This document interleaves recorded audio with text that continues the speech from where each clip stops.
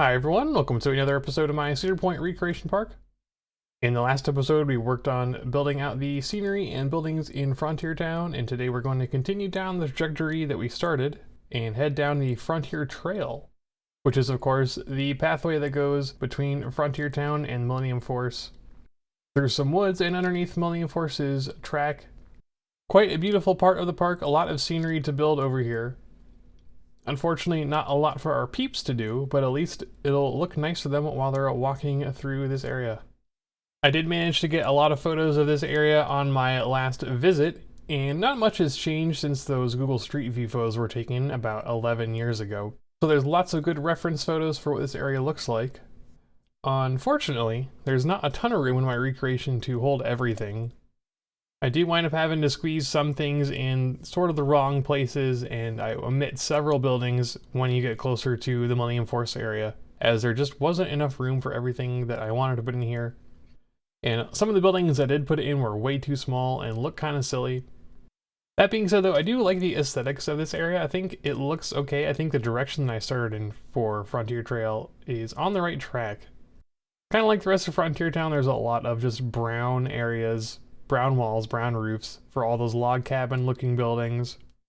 And it's maybe not super exciting, but I do kind of like the aesthetics over here once we have gotten those building footprints put down, and we're going to add in some more trees over here as well. I did throw down a little bit of foliage, and it makes a nice contrast with these wooden buildings. So I'm going to be spending a little bit more time on this, I think, off camera, just to add a little bit more detail in here, especially when it comes to path decorations and bushes and things. Help make this area look a little bit denser. I suppose there is one attraction back here, and that is what is called the Barnyard, a small petting zoo sort of area. We got a nice big red bicentennial barn over here, and some areas where guests can pet the wildlife, and I'm representing those here with a couple of little rides in test mode to represent some horses, pigs, and chickens. Looks pretty cute, and hopefully it'll give a little bit of extra movement to this area, a little bit of extra something to look at, which will be nice. Hopefully everything will actually be visible once all the trees are put in here. Past that, there are a couple more little log cabin areas and a little fort, and then that's the point where I reach the Millennium Force track. And in real life, there are definitely several more buildings past that. Mostly just crafts and candle shops, nothing too crazy. So nothing I'm too sad about leaving out, but it is unfortunate that it worked out that way, that we just didn't have room for those. However, it did give us a great opportunity to add a connector for our underground path. I have started putting in some underground path to help with peep path finding. In particular, after we added the Adventure Island zone, it was pretty easy for peeps to get in there and pretty hard for them to get out, as I would have expected since there was only one entrance. So there is a secret underground path that will take them out and put them in this little fort area over here on Frontier Trail. Hopefully that helps prevent peeps from getting lost. So far I think it's working, but it's really hard to tell. We'll just have to wait and see and hope that we don't have any more people complaining on Adventure Island. After we leave the Frontier Trail area, we have a couple little restaurants. There's a building with ice cream and Auntie Anne's pretzels over here on the other side of Millennium Force. Opposite a drink stall. Again, nothing too crazy. Same sort of buildings that we've been putting in this whole time. I feel like I've been getting a little bit repetitive with the techniques I've been using to make these building facades. And I also feel like I've been rushing them a little bit, as I mentioned in a previous episode. So I can't say I'm too terribly happy with the buildings that I make here near the end of this episode.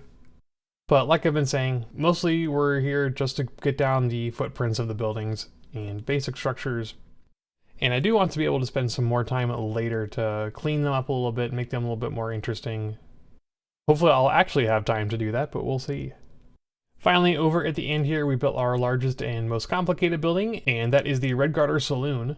A pretty large counter service restaurant that also has a couple of restrooms and a photo studio attached to it, which makes it a little bit more complex than usual.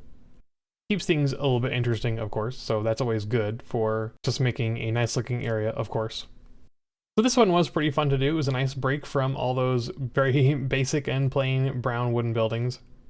Although the more I worked over here, the more I started to get anxious about the giant sea of peeps. I did mention an episode or two ago that there is some weird issue with pathfinding that peeps can't find Millennium Force. I did manage to solve one problem. I think last episode I mentioned that my park rating was tanking, and actually that's not because of this area.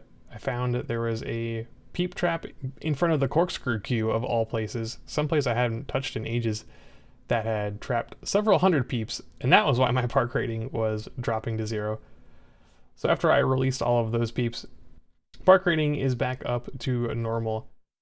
But we're still seeing a lot of peeps getting lost over here because they can't find Millennium. I'm not really sure what the deal is with that. I think at this point, my only solution is to delete and rebuild the entire queue, which I'm not particularly happy about, because I'm not really sure what else could be the problem.